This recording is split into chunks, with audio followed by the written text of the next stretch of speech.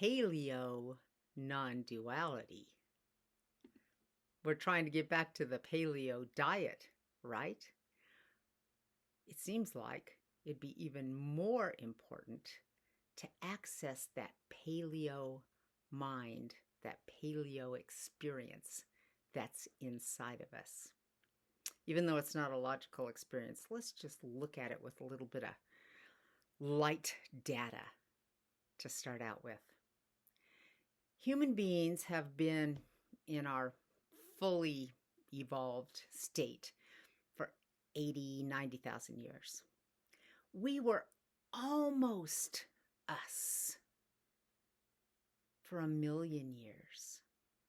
That is a long, long time. The thing that we call recent history is really just a few thousand years. That's just this little snippet of this whole thing. So besides running around and eating almond muffins, what was it all these paleo people were doing? They had a fully formed brain and consciousness.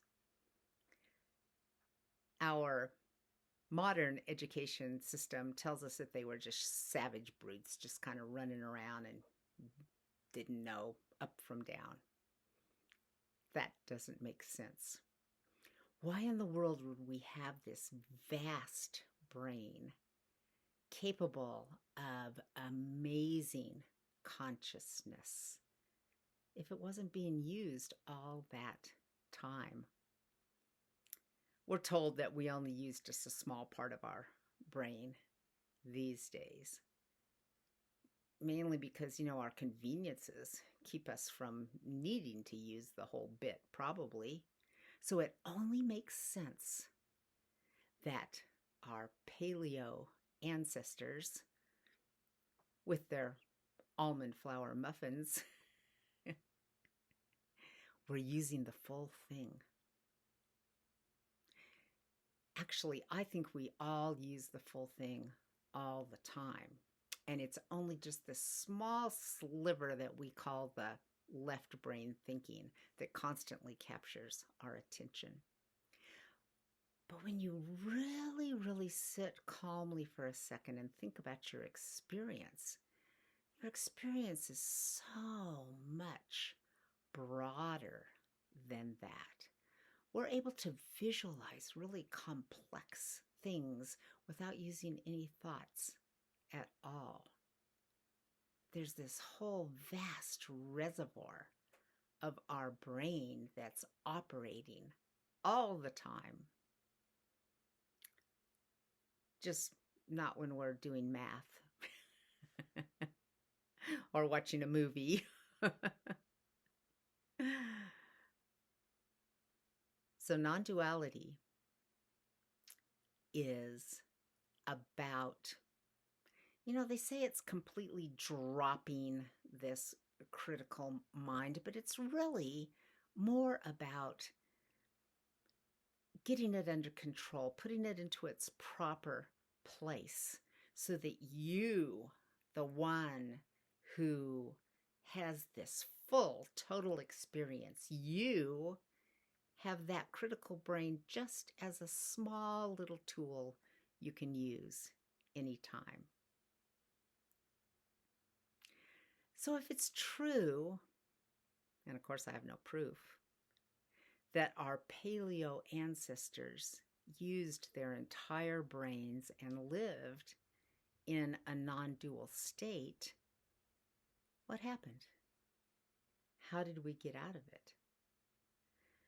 There are a lot of Native American and Aboriginal philosophers coming forward these days with some really great explanations of this and how it happened. And it happened when we started believing in individualism over community. When people started thinking that they existed as a separate thing outside of their community. And keep in mind that community had to do with way more than just the people around.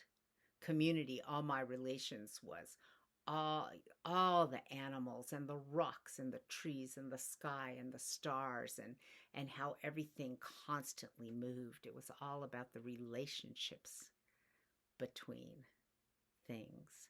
So once we started focusing on the individual, then suddenly we were able to have hierarchies because some individuals were able to position themselves in a place where they could control other individuals, and lots of people were willing to be controlled just simply to survive. And then, but then this broke our full consciousness. So we started living in a state of confusion. And then all the rest of this thing that we call modern history and all of our religions is an attempt to reconcile this confusion.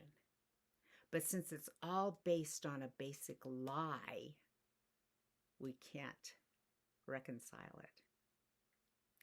So I like trying to find silly little ways to like pop ourselves out of this modern illusion and bring us back to this natural state where we're a full human being. And when you do that, first of all, it's great relief, right? Second of all, you'll start noticing what a big job we have putting ourselves back into a sustainable world. That's our job these days. That's what we were all born to do.